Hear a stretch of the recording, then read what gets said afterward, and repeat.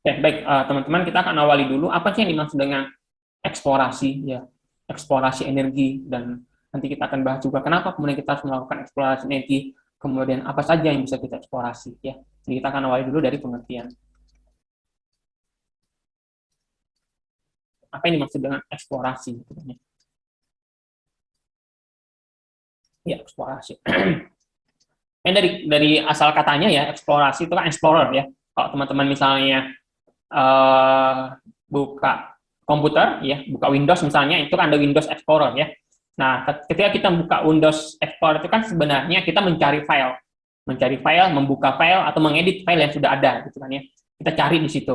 Artinya apa? File itu sebenarnya sudah ada ya. Filenya yang mau kita cari, yang mau kita buka, yang mau kita ubah lagi, itu sebenarnya filenya sudah tersedia di Windows Explorer kan ya. Tinggal kita buka, tinggal kita cari, kemudian kita buka kan itu kan ya.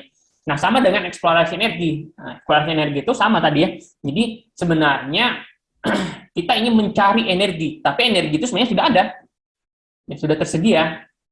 Ya. Jadi bisa kita definisikan bahwa eksplorasi energi itu adalah mencari yang sudah ada ya. Jadi kalau eksplorasi energi, ya berarti mencari energi yang sudah ada, ya, yang sudah ada di alam, ya, yang sudah ada di alam. Ya, jadi dia sudah tersedia di alam, ya. Ya untuk apa? Untuk kemudian kita pelajari, untuk dipelajari, kemudian diolah, sampai kemudian bisa digunakan, sampai kemudian bisa digunakan. Nah, itulah eksplorasi energi. Artinya kita mencari energi ya dari sumber-sumbernya yang sudah di alam, ya, yang sudah ada di alam. Untuk apa? Untuk kita pelajari energinya seperti apa, kemudian kita olah, kemudian kita gunakan. Ya, kenapa? Ya karena teman-teman tahu ya, kalau teman-teman pernah belajar hukum kekalahan energi, energi itu kan tidak bisa diciptakan dan juga tidak bisa dimusnahkan gitu kan ya. Ya. Karena memang energi itu ya yang sudah di alam ya segitu, nggak akan bisa bertambah. Ya. Ya. Jadi bisa kita lakukan hanya mencari energi yang memang sudah ada di alam ini, ya jumlahnya segitu, ya, untuk kemudian kita olah, untuk kemudian kita ubah menjadi energi yang bisa kita gunakan, yang bisa kita manfaatkan. Ya. Misalnya energi panas bumi, geotermal. Nah, itu kan sudah ada dalam perut bumi. Tinggal kita cari di mana sih adanya energi termal, energi panas bumi, itu kita cari. Setelah kita temukan, nah, gimana caranya mengolah energi panas bumi atau energi geotermal itu hingga bisa kemudian dipakai oleh manusia. Ya, berarti kita olah. Ya, oh ternyata diolah bisa menjadi listrik, ternyata energi panas ini, energi panas bumi ini bisa digunakan menjadi listrik ya, bisa diolah sampai kemudian menjadi listrik. Nah, listriknya itu kemudian kita pakai ya. Jadi eksplorasi energi itu bukan menciptakan energi ya, karena energi itu nggak bisa kita ciptakan ya. Oke. Nah, jadi energi itu ya, energi tersebut sudah tersedia di alam ya. Jadi sudah tersedia di alam ya. Pertanyaannya sekarang di mana? Di mana energi itu tersedia di alam? Kan gitu ya. Nah, energi yang sudah tersedia di alam ini tentu ya bisa kita temukan misalnya di alam ini kan cuma ada dua ya. Kalau dia bukan materi, ya, maka dia non materi. Dia non materi, non materi. Nah, jadi energi di alam itu cuma ada di sini. Kalau nggak di materi, dia ada di non materi. Ya, karena di alam kan cuma ada dua kan. Nah, kapan kemudian kita bisa mengambil energi ya, dari suatu materi? Gampang, contoh misalnya, ketika terjadi perubahan materi, perubahan materi. Ini satu dulu ya. Ya, contoh ya, contoh misalnya C2H5OH. Di dalam C2H5OH ini ada energi kan, ini kan materi ya, ini materi. Nah, dalam C2H5OH ini sudah ada energi di sini. Nah, gimana caranya kita mengambil energi dari C2H5OH ini sehingga kemudian bisa menjadi energi yang bisa kita manfaatkan?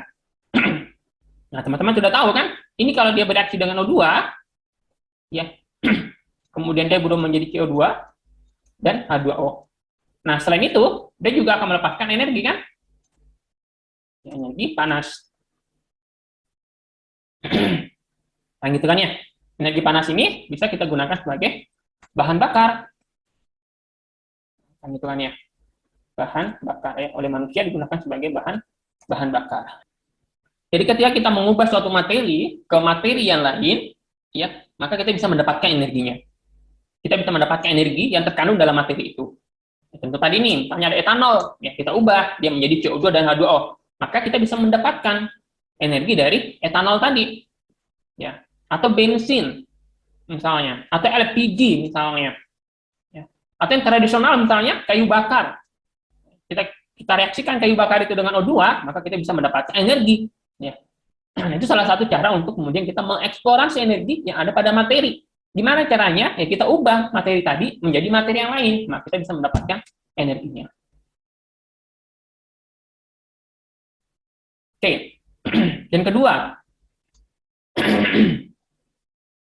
kita bisa mendapatkan lagi materi apa energi dari materi dengan cara materi tadi bergerak. Bergerak secara fisik ya. Kita pakai energi geraknya, energi karena materi itu bergerak. Contoh, air. Air, gimana caranya kita bisa mendapatkan energi dari air dengan cara air itu bergerak? Teman-teman sudah tahu kan? Air kita bendung, kita buat bendungan, ya kan? Kita buat bendungan. Setelah jadi bendungan, ya alirannya nanti kita ketika bendungannya dibuka, alirannya nanti kemudian bisa kita gunakan untuk menggerakkan turbin. Nah, maka air yang bergerak, ya kita bisa ambil energinya. Kita sebut energi kinetik kan ya. Sehingga dia bisa berubah dari energi kinetik tadi kemudian menjadi energi listrik. Nah, itu kan ya. Jadi adalah energi kinetik. Energi kinetik contohnya ya. Listrik kan ya, yang menjadi listrik. Nah, gitu. Nah, gitu ya. Nah, bisa juga nih materi, bahkan ketika materi itu diam, statis, atau diam, kita bisa ambil energinya. Ya, ketika materi itu diam, nggak ngapa-ngapain itu, kita bisa ambil energinya. Contohnya apa? Contoh misalnya, kan kalau diam kan dia punya energi potensial ya, energi potensial. Energi potensial itu tahu kan ya teman-teman ya, energi potensial F sama dengan MGH gitu kan ya. Contohnya apa ya? Misalnya yang paling sederhana misalnya gini. Ini portal apa ya, portal gerbang ya. Teman-teman tahu kan yang portal gerbang itu? Ini ada tiangnya di sini, di sini, ini pasti batu besar gitu kan ya.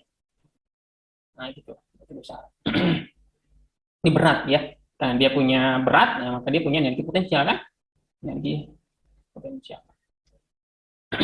Ya, kalau talinya di apa, tali di sini kan biasanya diikat ya, diikat. Kalau dilepas maka dia naik, ini kebuka, gitu kan ya. Akhirnya akan kebuka, nah, gitu kan ya. Jadi untuk membuka portal ini, ya kita bisa menggunakan energi potensial dari beban di sini. Misalnya bebannya pakai beton misalnya, ya.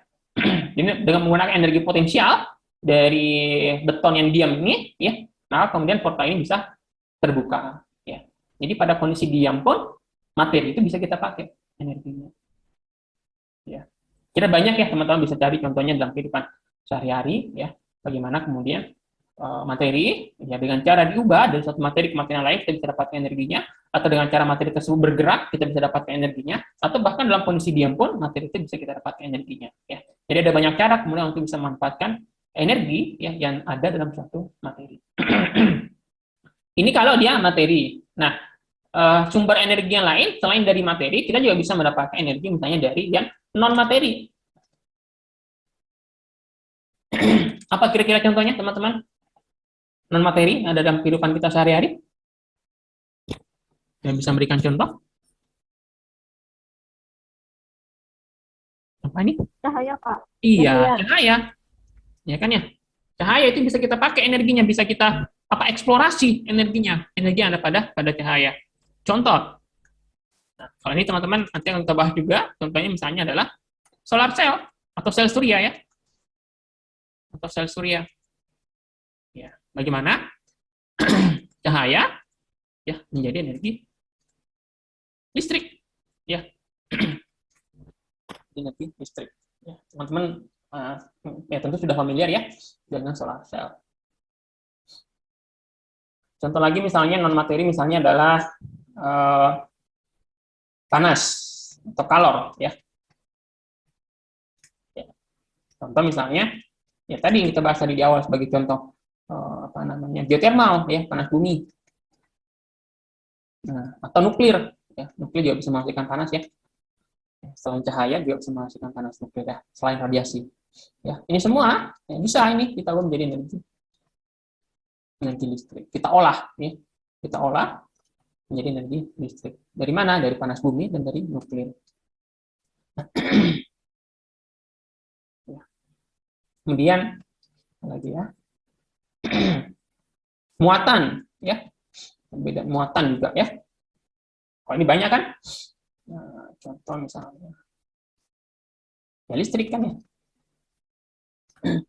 Yang muatan perbedaan muatan itu menghasilkan listrik. Kemudian suara. Nah, saya belum nemu apa contohnya ya suara energinya bisa dipakai. Ya. Nanti teman-teman bisa temukan ya. Bagaimana cara mengeksplorasi energi yang ada pada suara. Karena suara itu kan gelombang. Ya. Suara itu adalah gelombang. Karena dia gelombang, maka dia tentu punya panjang gelombang. Karena punya panjang gelombang, oh berarti dia pasti punya energi. Ya.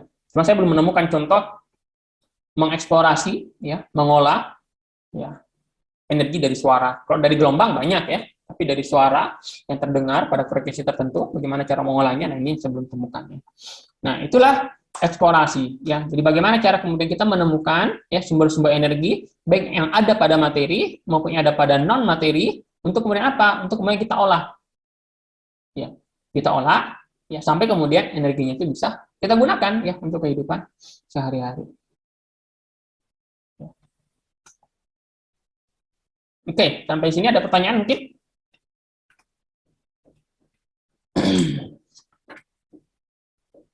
Oke, selanjutnya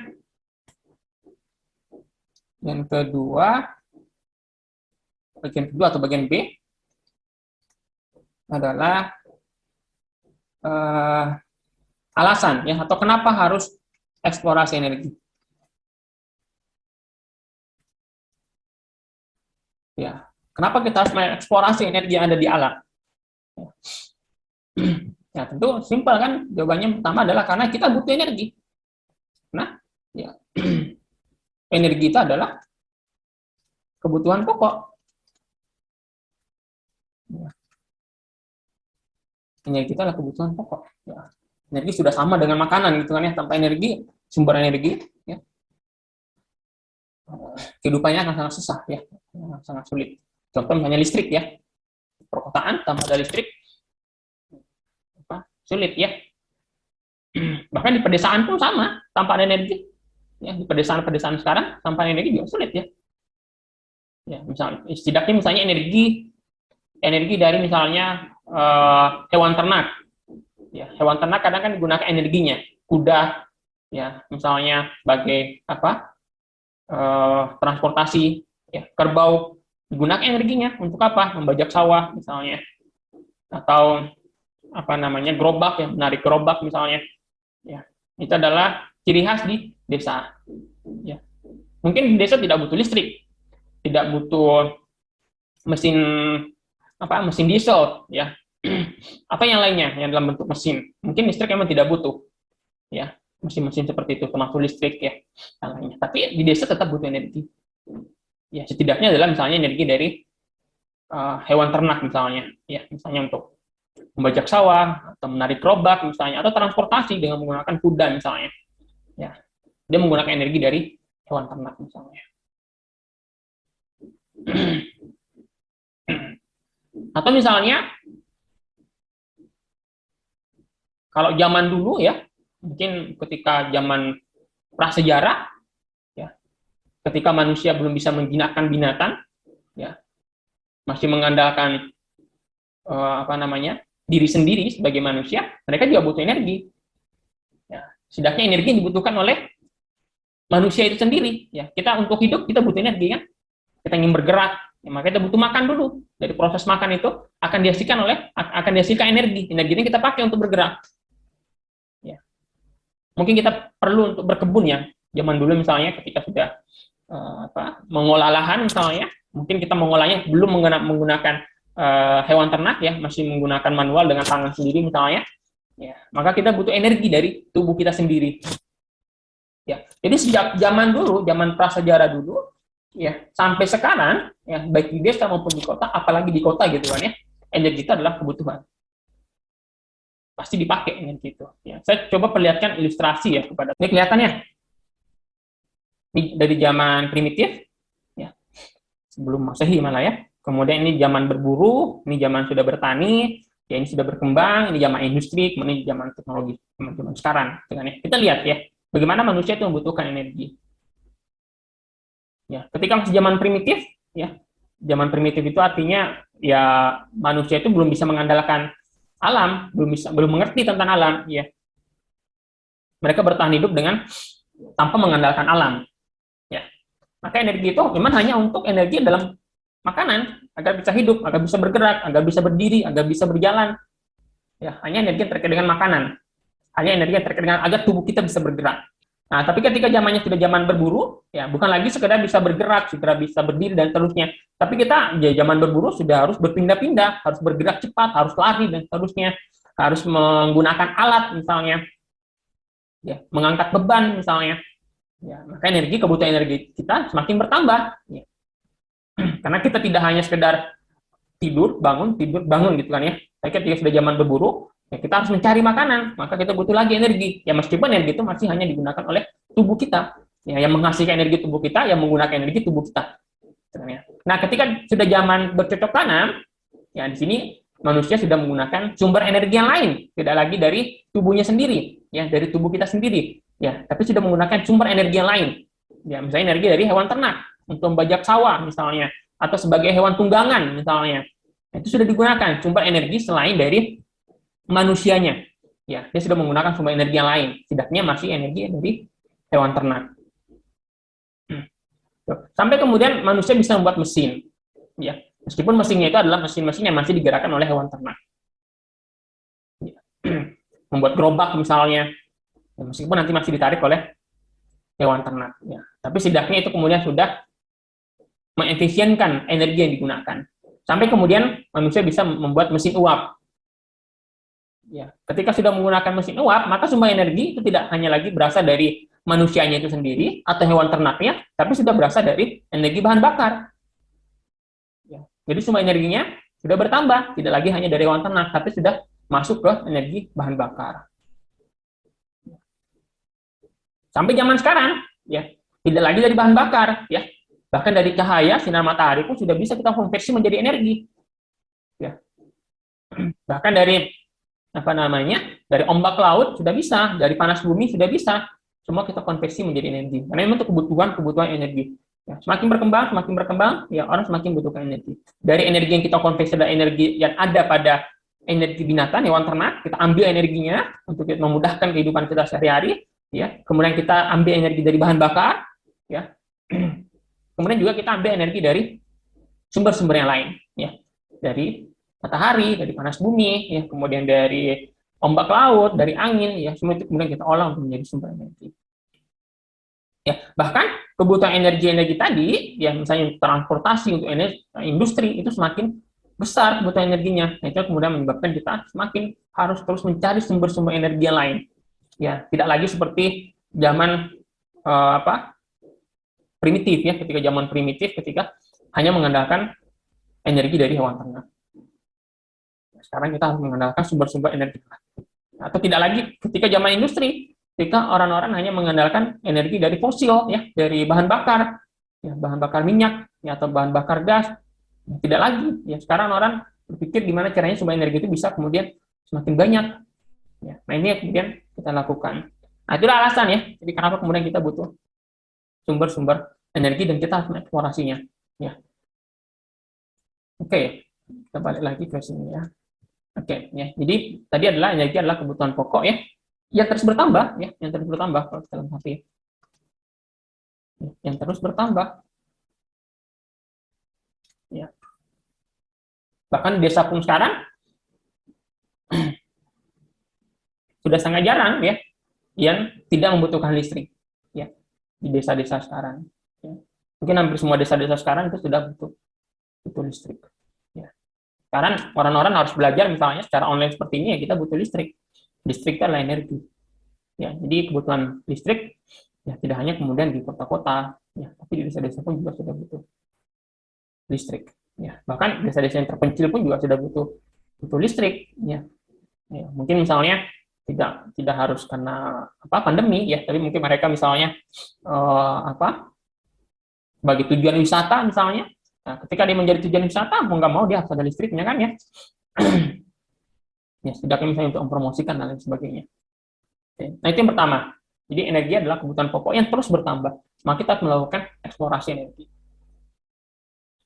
Nah, yang kedua, kebutuhan pokok terus bertambah, tapi di sisi lain, ya, energi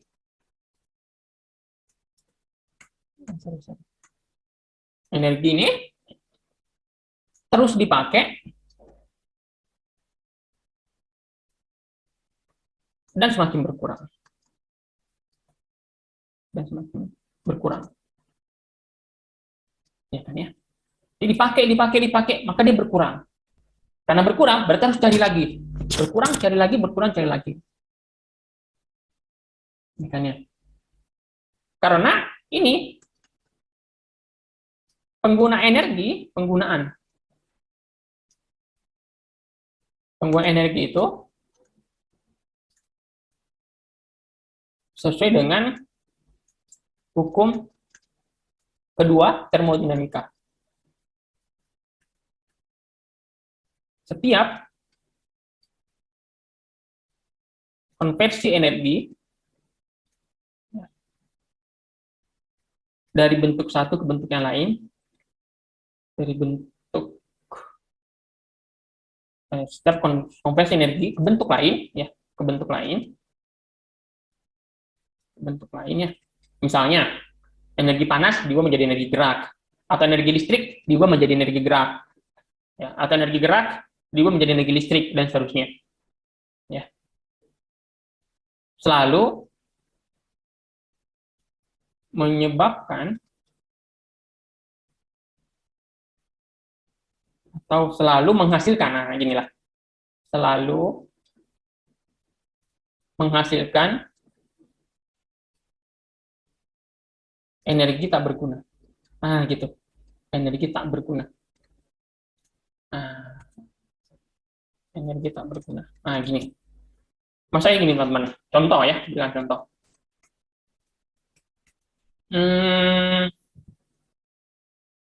Contoh misalnya kipas angin. Kipas angin butuh energi. Iya, Pak.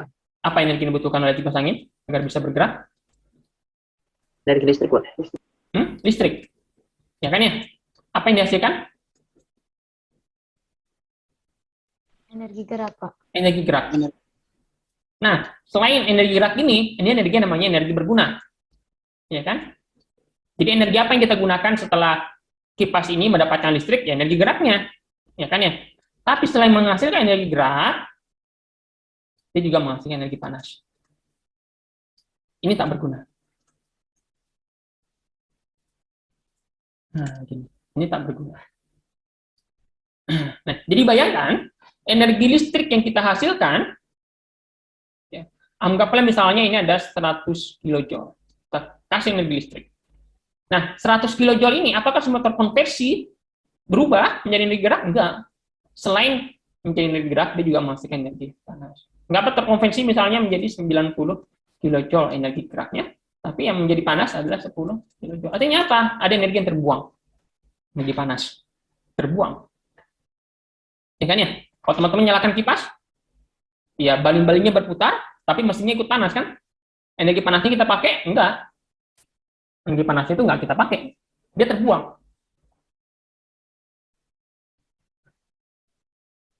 Itu problemnya energi. Tidak mungkin kita mengkonversi energi itu 100% berguna.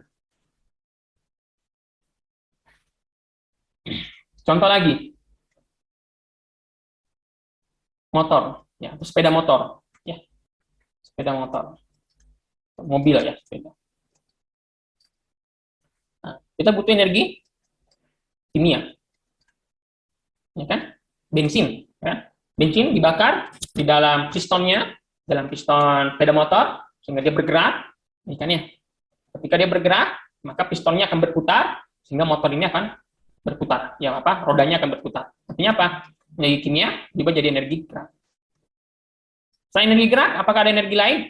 Ada, sama energi panas, ya kan? Kerasa kan? Mesinnya panas, knalpotnya panas. Dari mana itu? Dari energi kimia ini. Nah, artinya kalau di energi kimia ini tadi dalam piston tadi itu misalnya ada 100 kJ, maka tidak semua 100 kJ ini terkonversi menjadi energi untuk memutar roda. Sebagian energi itu akan berubah menjadi energi panas yang enggak kita pakai. Panasnya mesin enggak kita pakai, panasnya knalpot enggak kita pakai. Yang kita pakai adalah terkonversi menjadi energi gerak.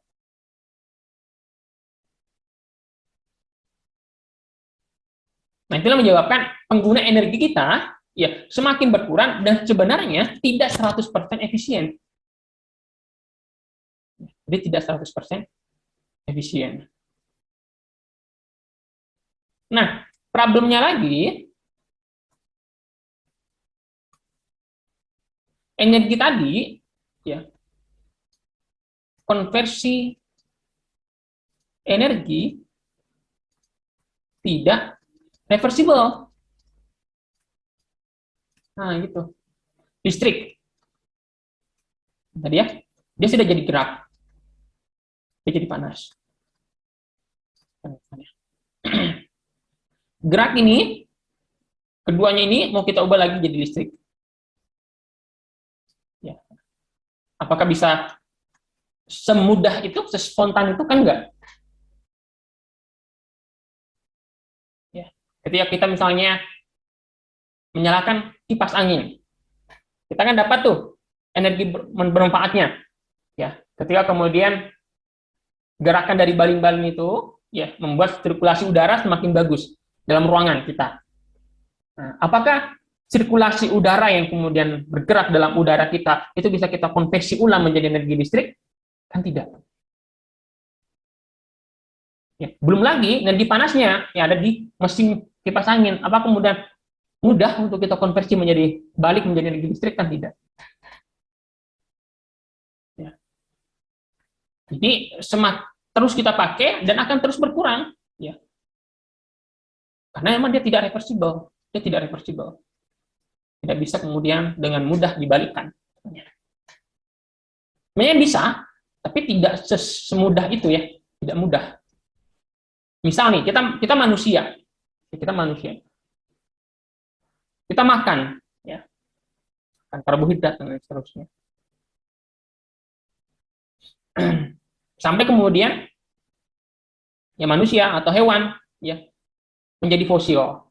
Itu kan lama prosesnya untuk kemudian bisa menjadi minyak mentah misalnya. Prosesnya lama sekali. Ya sangat-sangat lama. Ya. Atau tidak spontan lah. Kita sebenarnya tidak spontan. Reversible tapi dia tidak spontan ya. Sangat lama. Maka daripada menunggu proses reversible-nya ini, gerak panas menjadi listrik lagi, ya. Itu pun nanti kalau dia balik lagi, gerak ke panas menjadi listrik, pasti juga ada energi yang terbuang. Yang tadi balik lagi ke sini kan. Contoh misalnya gini teman-teman. Contoh ya. Motor lah, nah ini motor nih. Nah, sini motor. Energi kimia, sepeda motor, roda berputar, gerak. Di rodanya pasang generator listrik, menghasilkan listrik, ya kan ya. Tapi ketika generator ini berputar untuk menghasilkan listrik, dia juga menghasilkan panas. Nah, listrik ini bisa dipakai lagi kan sebenarnya, tapi ya itu tadi tidak maksimal ya. Dari kimia 100 kilojoule. Kemudian diubah ke sini. Ya, anggaplah 90 kilojoule. Kemudian diubah ke sini menjadi listrik. Ya, generator berputar kan ya. Tapi ketika dia berputar, dia juga menghasilkan panas. Oh, berarti 90 kilojoule ini ada juga yang kemudian menjadi panas. Nah, anggaplah 80. Kemudian ini anggaplah misalnya 10 lagi di sini. Berarti 80. 80 ini kita pakai lagi untuk yang lain misalnya. Ya. Artinya selalu ada yang terbuang dan terbuang. Sehingga energi pasti akan berkurang. Meskipun dia bisa kita buat reversible ya, tapi tidak akan efisien. Oke, itu yang kedua. Kenapa kita butuh eksplorasi energi ya? Agar kemudian kebutuhan energi bisa terus terpenuhi meskipun energi itu terus berkurang. Ya. Oke, yang ketiga. Kenapa kita butuh eksplorasi energi? Nah, ini adalah alasan yang ketiga, adalah alasan lingkungan. Ya, kita punya dua sumber energi sekarang, ya, yang sering kita pakai. Itu adalah energi fosil. Ya, ini bisa gas, minyak, atau batu bara.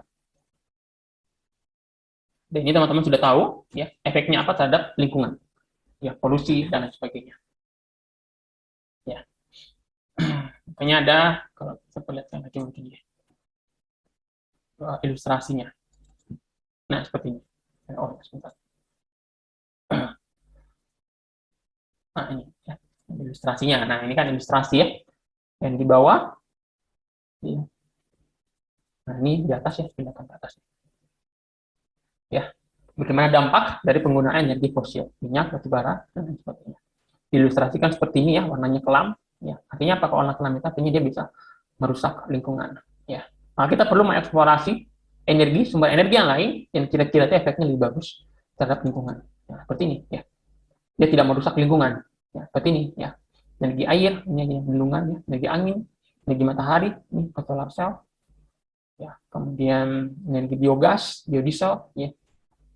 Ya, yang dia sifatnya lebih ramah terhadap lingkungan. Ya, maka kita butuh untuk mengeksplorasi energi untuk kemudian menggantikan energi fosil seperti ini. Ya. Sehingga kemudian lingkungan kita bisa lebih terawat ya dan aman ya untuk manusia yang hidup di dalamnya. Nah, gitu. Nah, kalau itu kira alasan yang sangat mudah dipahami ya. Ya, maka kita butuh energi yang ramah lingkungan. Ya, kita eksplorasi. Ya, energi yang lebih ramah lingkungan. Kemudian yang keempat, alasan ekonomi. Ya.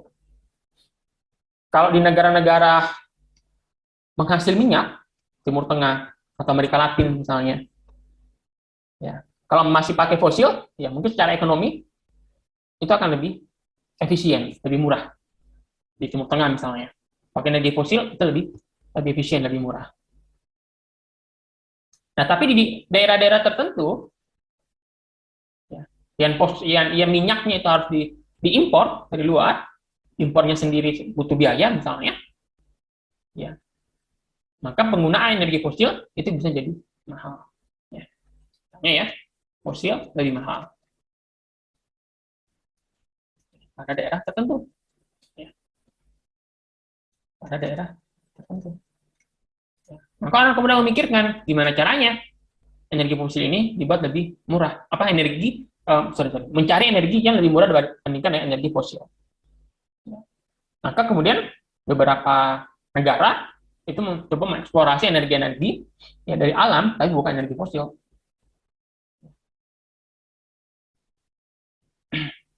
Ya, energi alternatif yang lebih murah. Ya. Yang lebih murah. Ya. Misalnya di Jepang misalnya, mereka mengembangkan misalnya energi dari pembangkit listrik tenaga nuklir. Ya. Lebih murah dibandingkan dengan mengandalkan energi fosil.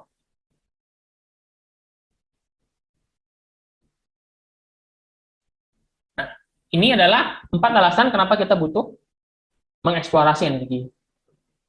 Ya. Dan sejauh ini memang energi yang bisa kita eksplorasi adalah dua ini, ya. Dua ini. energi fosil dan energi yang ramah lingkungan. Ya, meskipun sekarang persentasenya masih lebih banyak energi fosil ya, karena itu yang lebih efisien sih sebenarnya ya, secara umum sebenarnya lebih efisien dibandingkan dengan energi ramah lingkungan. Ya, energi ramah lingkungan banyak jenisnya, ya, tapi masih perlu terus dimaksimalkan ya, nggak bisa lebih efisien. Nah, sehingga orang yang dilakukan sekarang adalah mengeksplorasi energi-energi yang alternatif yang ramah lingkungan, sehingga diharapkan bisa kemudian bukan menggantikan ya, terlalu berlebihan kalau kita katakan menggantikan ya, tapi mungkin lebih tepatnya adalah membantu ya, atau kemudian melengkapi ya, atau mengurangi lah ya, mengurangi penggunaan energi fosil ya. Maka kita terus mengeksplorasi ya, mencari sumber energi-energi yang kemudian bisa kita maksimalkan ya, sehingga kita bisa mengurangi penggunaan energi fosil ya. Sehingga memang arah eksplorasi adalah energi alternatif ya, apa yang ramah lingkungan ya. Ini kemudian terus berkembang sampai sekarang ya, baik orang kimia, orang fisika, orang lingkungan ya, terus mengeksplorasi energi-energi dari alam ya, yang bisa kita jadikan sebagai alternatif dari energi fosil dan dia lebih ramah lingkungan. Nah, apa contohnya dari energi ramah lingkungan ini yang bisa kita eksplorasi dalam? Nah, ada beberapa contoh, kita bahas di sini.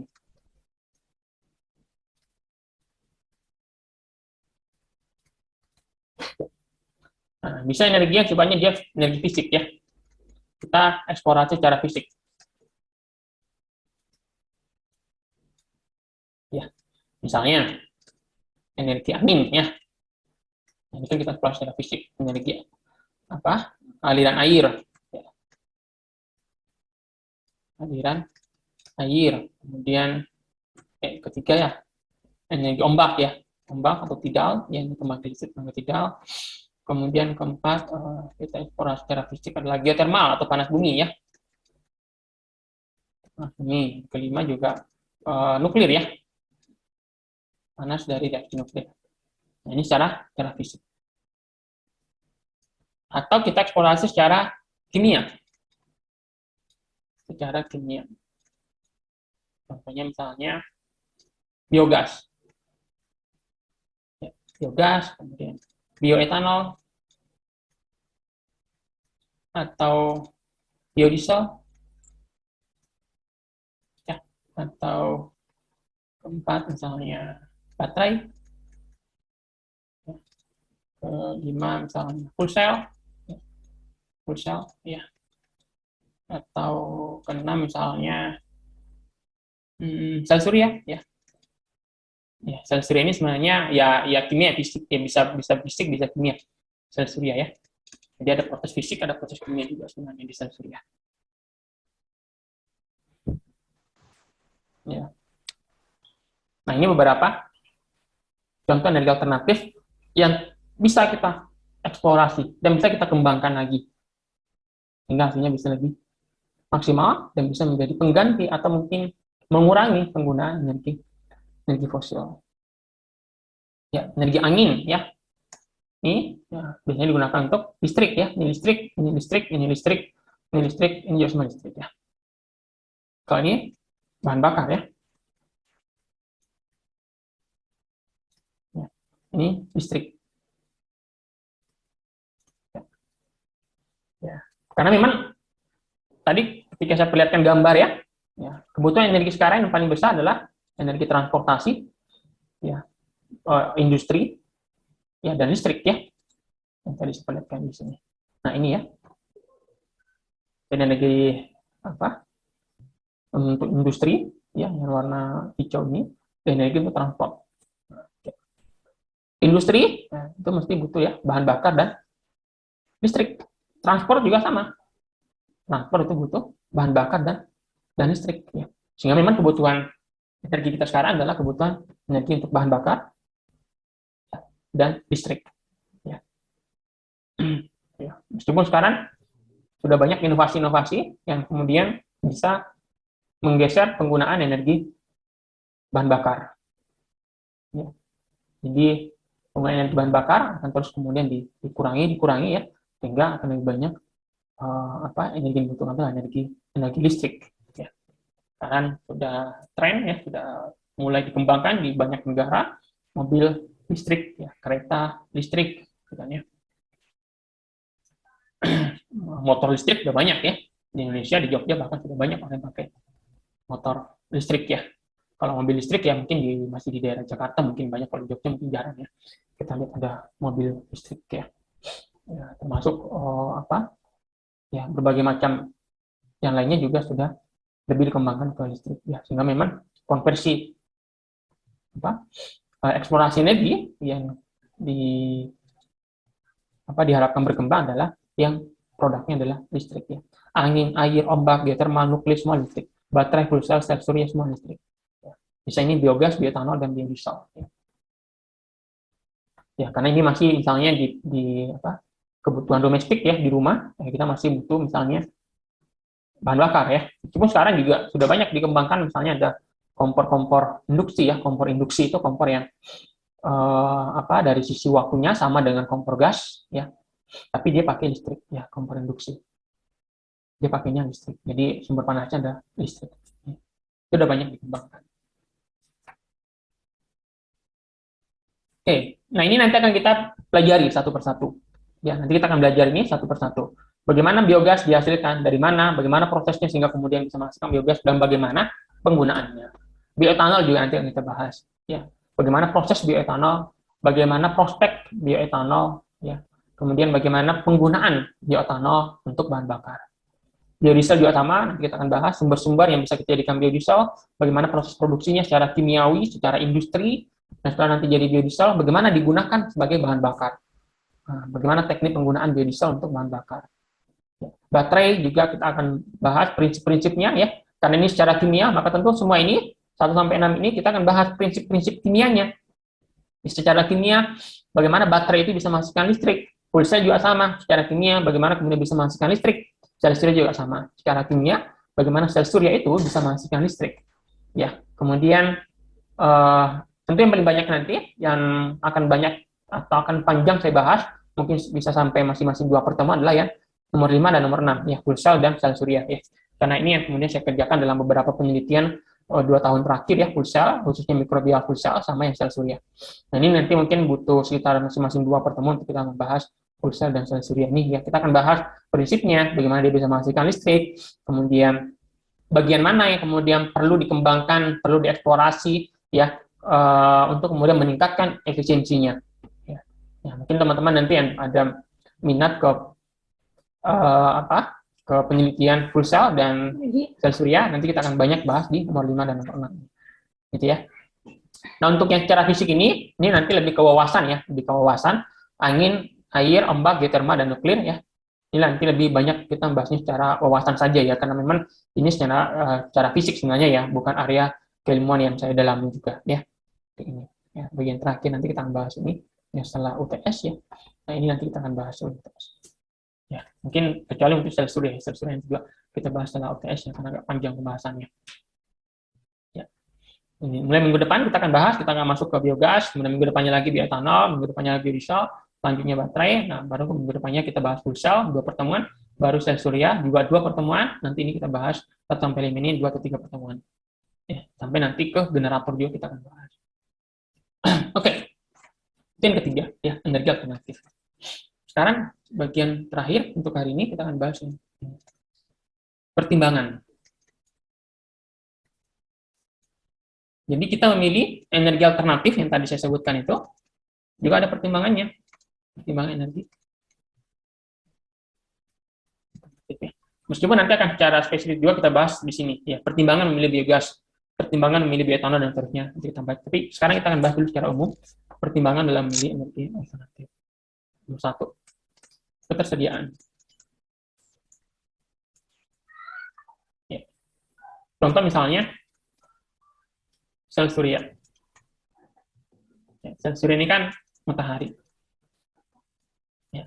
Nah, tentu kalau kita ingin mengembangkan sel surya yang sumber energinya adalah matahari, ya tentu pertimbangannya kira-kira dia ketersediaannya ada apa enggak gitu kan.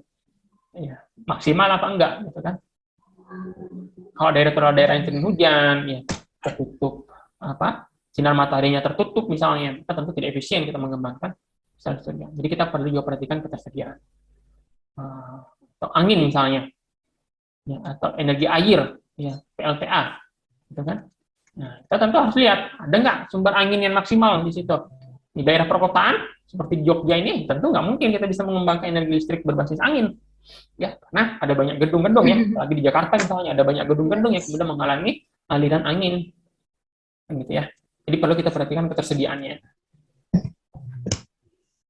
Kemudian yang kedua kita juga perlu perhatikan lingkungan. Ini juga sangat penting. Contoh misalnya di Indonesia itu kan ada banyak gunung api ya, Indonesia. Artinya apa? Karena ada banyak gunung api ya tentu geotermalnya banyak nih di Indonesia, panas buminya banyak di Indonesia.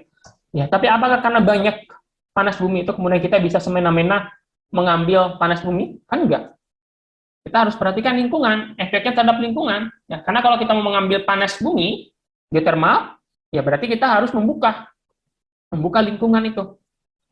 Ya, kita harus membuat bor agar kita bisa dapat panas buminya. Ya, artinya lahan itu harus terbuka, harus dibuka. Kalau ada banyak hutannya ya dibabat semua dulu pohon-pohonnya kan. Kita bangun gedungnya di situ reaktor geotermalnya kita bangun dan seterusnya. Itu tentu bisa mengganggu lingkungan, mengganggu ekosistem. Ya, maka tentu dia butuh kajian ya, kajian AMDAL ya untuk kemudian melihat apakah cocok atau tidak, apakah merusak lingkungan atau tidak. Kalau tidak merusak lingkungan berarti bisa. Ya, itu yang perlu kemudian diperhatikan. Ya. Kemudian yang ketiga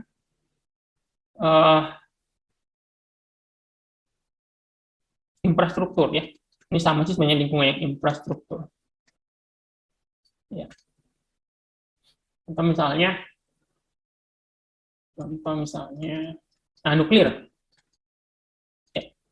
Indonesia ini sumber nuklirnya misalnya uranium ya yang bisa mengalami reaksi radioaktif yang bersifat radioaktif ya sehingga dia bisa menghasilkan panas nuklir ya uranium itu banyak di Indonesia, di Kalimantan banyak bisa kita tambang ya. Tapi apakah kemudian cocok itu untuk kita kembangkan di Indonesia? Sementara kita tahu misalnya Indonesia ini termasuk negara yang rawan gempa ya, lain misalnya di Pulau Jawa atau Pulau Sumatera rawan gempa. Nah, karena nuklir itu sangat sensitif terhadap goncangan. Sehingga kalau kemudian kita mengembangkan pembangkit listrik tenaga nuklir, nah kita harus pastikan infrastrukturnya aman, ya, tidak berdampak terhadap misalnya ada guncangan gempa dan seterusnya. Ya, dan banyak kasus ya, misalnya di Jepang ya, di Rusia juga pernah ada ya bencana nuklir karena gempa, yang terjadi bencana nuklir ya di Jepang pernah terjadi seperti itu. Karena memang Jepang juga sebenarnya termasuk rawan gempa ya, tapi mereka berani untuk mengembangkan nuklir ya, maka risikonya adalah bisa terjadi bencana nuklir, ya, radiasi nuklir ya. Itu yang perlu kita perhatikan juga. Kemudian yang keempat perlu kita perhatikan adalah sosial budaya. Sosial budaya. Yang penting ya, sosial budaya. Contoh misalnya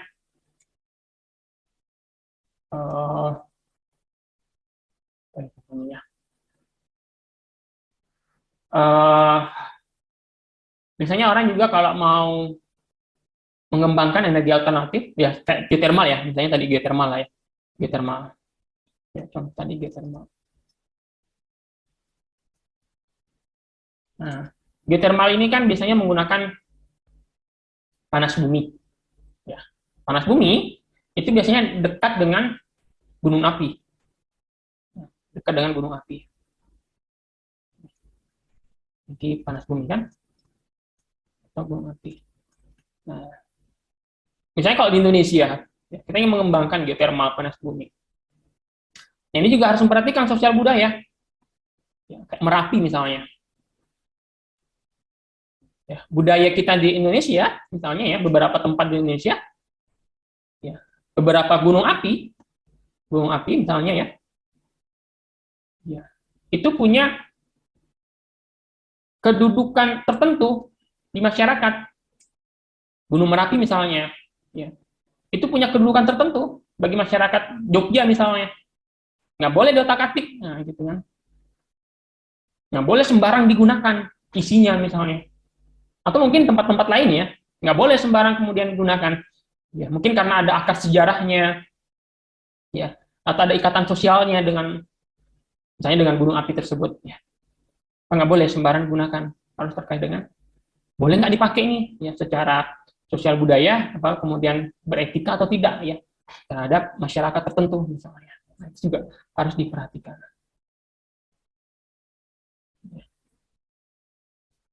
Contoh lagi misalnya, nanti kita lihat di contoh lainnya. Tadi itu contoh sosial budaya. Ada banyak ya. Kita membuka hutan tertentu, lahan tertentu. Nah, itu kan terkait juga dengan sosial budaya. Kita perlu rundingkan dulu ya dengan masyarakat setempat. Ya. Atau beberapa tempat misalnya mereka punya sumber air, mereka punya macam-macam ya, tapi mereka tidak mau daerahnya itu dimasuki listrik. Kan banyak kan ya tempat-tempat seperti itu. Mereka tidak mau di tempatnya itu ada produk-produk luar yang masuk, ya, maka mereka tidak mau ada listrik di situ, ya berarti nggak bisa, berarti kan kita kembangkan energi alternatif dari tempat itu, ya kira banyak pertimbangan-pertimbangan seperti itu. Yang kelima juga perlu kita perhatikan misalnya tentang iklim. Nah, iklim. Contoh misalnya bioetanol. Bioetanol. Nah, mungkin teman-teman misalnya di Jepang misalnya ya, di Jepang itu sulit bagi kita untuk menemukan apa namanya mobil yang bahan bakarnya bioetanol. Ya, Jepang bisa membuat mobilnya, tapi jarang masyarakat di sana yang menggunakan mobil bahan bakarnya adalah bioetanol, atau kalau di pasaran disebut dengan gasohol ya. Di pasaran itu disebut dengan gasohol, bioetanol. Gasohol itu bensin dicampur sama bioetanol. Jarang kita temukan. Kenapa? Karena memang terkait dengan iklim. Di Jepang itu sering dingin. Bioetanol itu nggak maksimal, ya.